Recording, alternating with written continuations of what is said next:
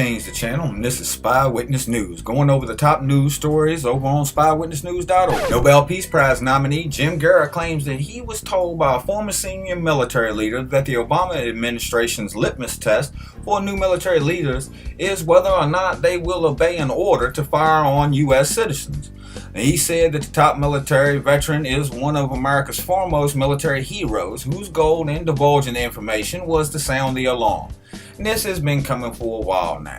Everything is in place. Posse Comitatus is out the door. Drones flying all over the place. Re-education /FEMA Homeland Security camps have been built and staffed. And every event that happens is used against us to shorten the leash more and more. Gun confiscation is on the way to disarm us to make it easier for them to whittle out the bad apples who contest their treasonous acts. We can't even call them on these things without being put on some list and portrayed as a wacko conspiracy nut, which in translation is termed a domestic terrorist nowadays.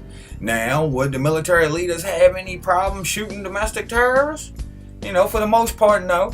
No more than a police officer would have shooting one.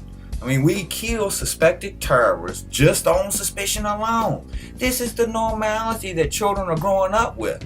By the time us old farts are gone, children will have grown up never knowing any other way.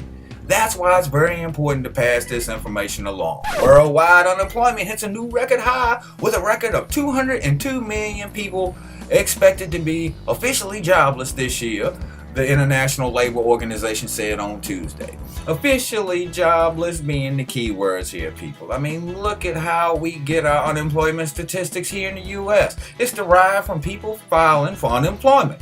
Well, that doesn't take into account people who don't qualify for unemployment benefits, or people who have already used up theirs but are still unemployed, or people who don't even bother.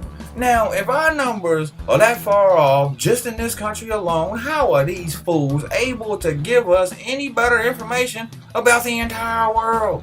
They're not. So why do these terrorists continue to give us these numbers, candy coating the truth at every turn? Because they lie, period, about everything. We never ever get the truth out of these people at all. We never have, and we never will. Evidence grows from narcolepsy linked to swine flu shots in Finland, Norway, Ireland, and France, who have seen spikes in cases.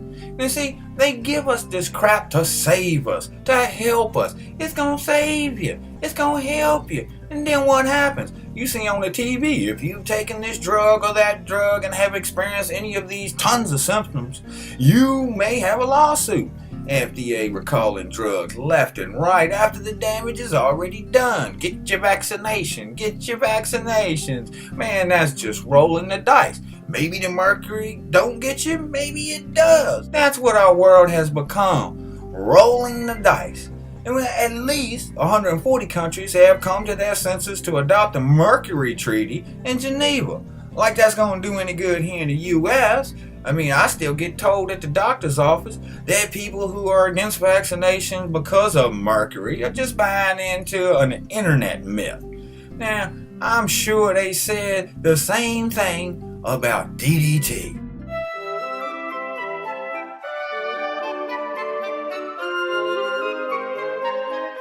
The U.S. begins transporting French troops and equipment to Mali. See, this is how we do it nowadays. Proxy wars. We aid and support even Al-Qaeda in Egypt, Libya, Syria. Never getting our hands dirty, of course, as always. That's the Brzezinski doctrine.